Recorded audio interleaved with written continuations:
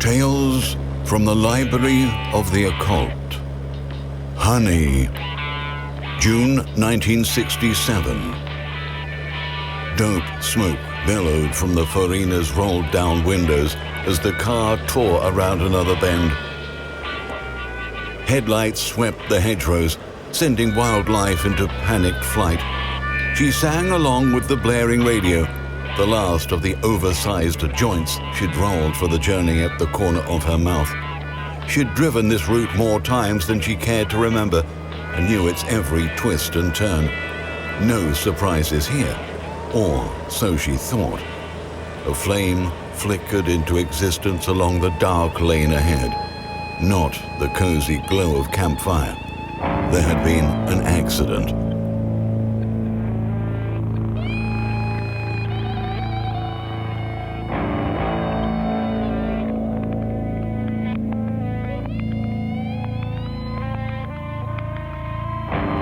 Flames licking out from beneath the Rover P6's ruined bonnet climbed the trunk that had stopped it dead. The driver had met the elm less than a second after the bumper. The remains of the head and the shoulders of its owner's expensive tailored suit were already aflame when she pulled up alongside. Heavy.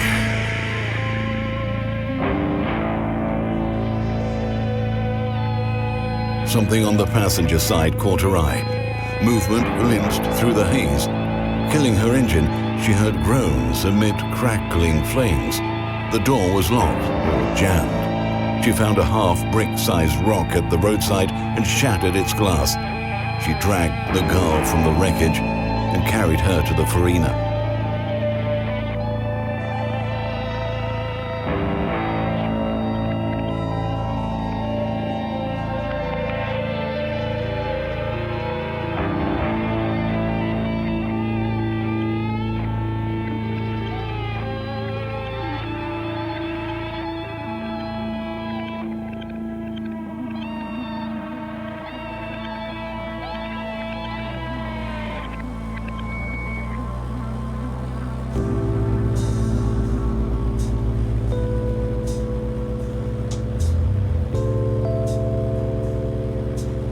Emma awoke in screaming terror as the car headed around a bend. To her confusion, she saw a woman at the wheel beside her. "You're safe," the driver said softly. Then, "What's your name?" Emma told her.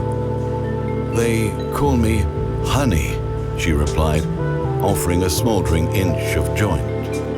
Dazedly, Emma took a long drag, spluttering dank smoke. "Sorry to lay it on you like this, Emma, but your dad didn't make it." Honey had guessed the girl to be in her early teens. Emma was 22. Once you got past a certain age, everyone else either looked like kids or old wrecks, didn't they? The dead man was not her father. She was his secretary. The pair had been on their way to a hotel for the weekend. "Cliché, babe," Honey chuckled, tossing the roach end from her window. Emma laughed too. Maybe it was shock. Maybe the dope. Either way, laughter turned to sobs soon enough. Everything was settled over a late breakfast of sweet tea and honeyed toast. The boss's wife thought he was away on business. When the burned-out P6 was discovered, the police would rightly assume that he'd had an accident en route. Emma's parents thought she was staying with a friend for the weekend. Honey could be that friend. It had been a mistake to get involved with her boss, but Emma hadn't been in love with him. There was no need to make things worse, no need to drag her name through the mud. It was no one's fault. Accidents happened every day. All things considered, it was better this way. So she'd stay, just for the weekend. Then Honey could drive her home.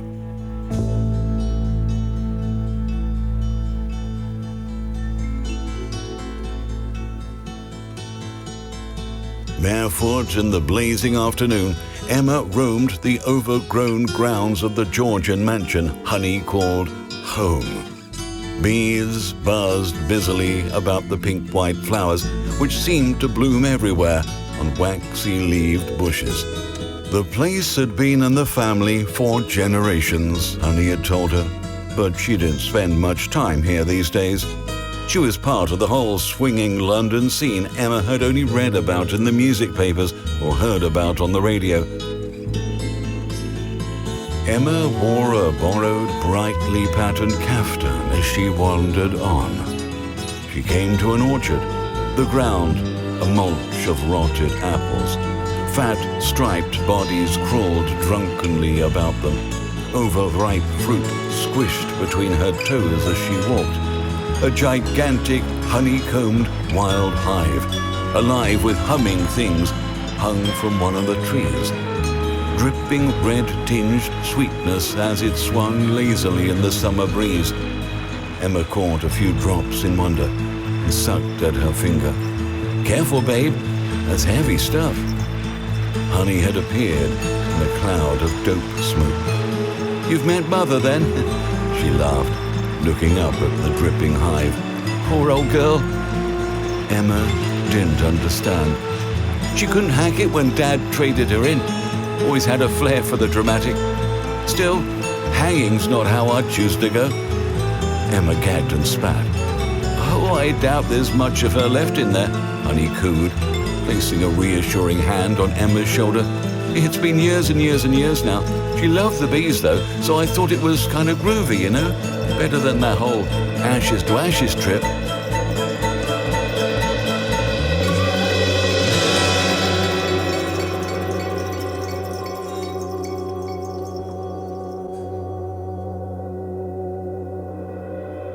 Honey had planted the rhododendron bushes, which now crowded her family estate.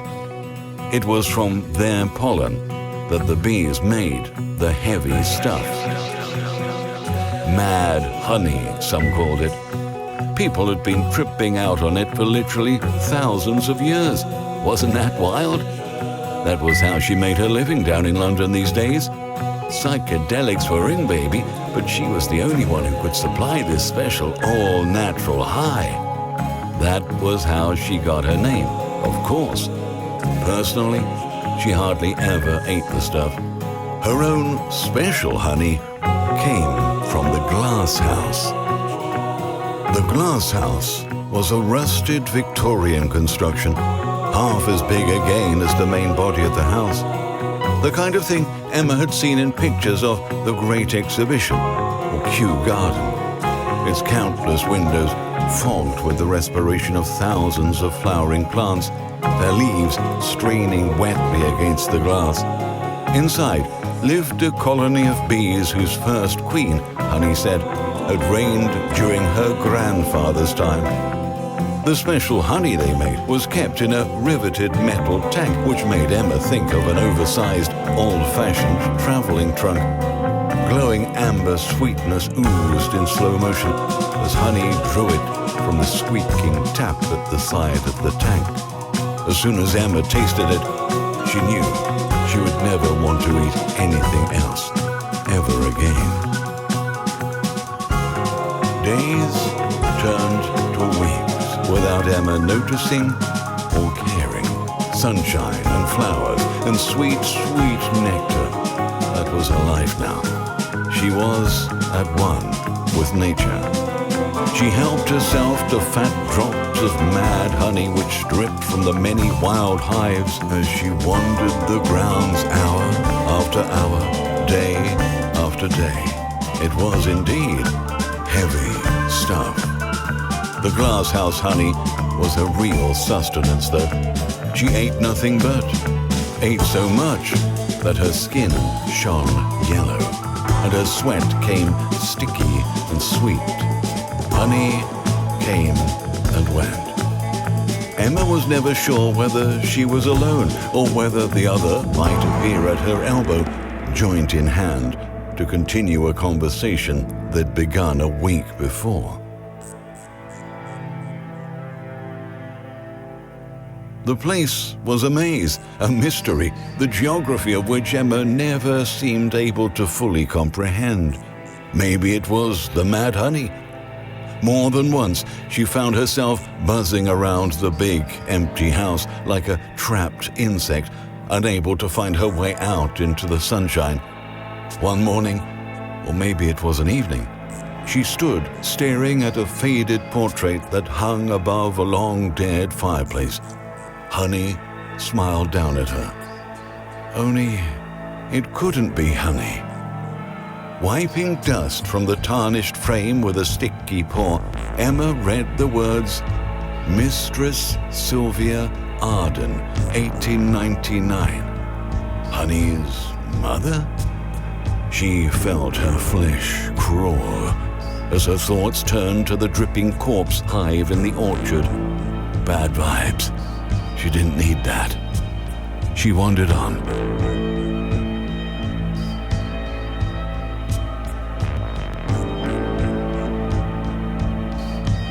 Emma turned the squeaking tap again and again. Still, nothing came forth. The glass house tank had run dry.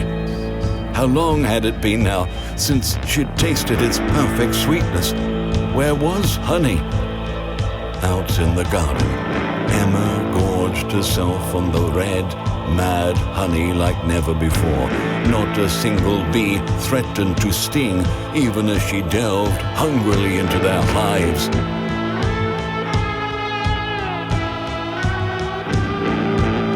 Honey found her in the garden. She had carried the sticky, sickly sweet girl into the glasshouse and laid her on a bed of buzzing flowers. The hives in there were positively oozing now, and she set about her harvest. Honey talked as she worked, knowing Emma could hear every word.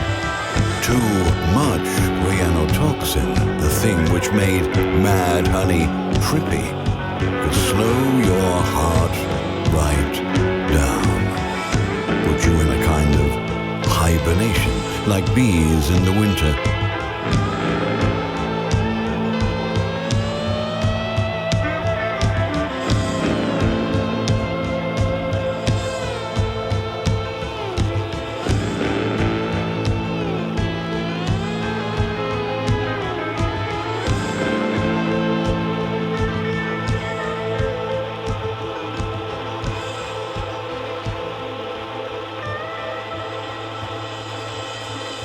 Great glass vessels of liquid gold were filled and arranged at the sleeping beauty's side. Age-rusted bolts that secured the tank's lid were undone, one by one. Bees crawled about Emma's face, unrolling long tongues to suck sweetness from her unblinking eyes. Mellification. Something the ancients used to practice. Something the same historians who wrote about mad honey set down in their records long before Jesus walked the earth, if he ever did. Emma couldn't hear what Honey said next. Her speech muffled and distorted inside the tank. There was a squelching, sucking sound. Honey laid a glistening, shrunken skeleton thing gently on the flowers beside Emma. Bees swarmed hungrily upon it. Sweetness began to glug into the tank as, one by one, Honey emptied the huge vessels to refill it. She'd been a girl from Greenwood, a few miles southeast of Arden House. Barely in her teens, Honey's father had become infatuated. That was what had done for poor old mother. Honey, Sylvia, as she'd been back then, had seen to it that there was no happy ever after for the pairing, however. At first, the idea had been to preserve the body. That was what mellification was supposed to do. When her father returned, his young lover vanished. She'd walk him to the orchard, show him what he had done, Then when he was broken, she'd show him what she had done. Show him his dead-eyed sweetheart, now sweeter than ever. But Mr. Arden never returned. Whether it was curiosity, boredom, or madness that led to her first taste, she couldn't say. The ancients wrote that honey from a mellified body was supposed to have miraculous, even magical properties. Soon, she knew it was true. Age did not wither her. She remained forever the young mistress of Arden House. Well, not quite forever. You see, recently she'd begun to notice some changes. Uncool changes. She'd been thinking that it was time to replenish her supply, begun to wonder how she would do it. And then one night, she'd come across a burning car on a deserted country lane. Emma's vision faded slowly from glowing amber through to Stygian black as her living dead form sank languorously. Rusted bolts rasped into place, one by one. Days turned to weeks, turned to months, without her noticing or caring. The only sound, the intermittent squeaking of a rusted tap, echoing sluggishly through the viscous sweetness which enveloped